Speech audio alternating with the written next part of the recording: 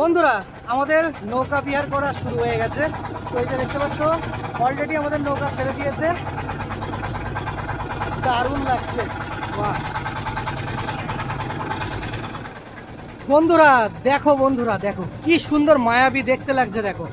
আর এই যে এই সাইডটাতে দেখতে পাচ্ছ, এই যে ড্যামের সাইড, আর দূরে দেখতে পাচ্ছি টোটো চলছে। তো তোমাদেরকে বললামই টোটোতে করে ঘোরারও অপশান আছে। তো টোটোতে করে এরকম সাইড দিয়ে ঘোরাবে, আর এই যে নৌকাতে ঘুরলে এইরকম জলের মধ্যে দিয়ে ঘুরতে পারবে। আর এই যে চারিদিকে ড্যামের ঘের, দারুণ দারুণ দারুণ এক্সপিরিয়েন্স হচ্ছে। মুকুটমণিপুর কিন্তু মানুষ এই নৌকা বিহারের জন্যই আসে। তোমরা যদি আসো অবশ্যই এই নৌকা বিহার করবে।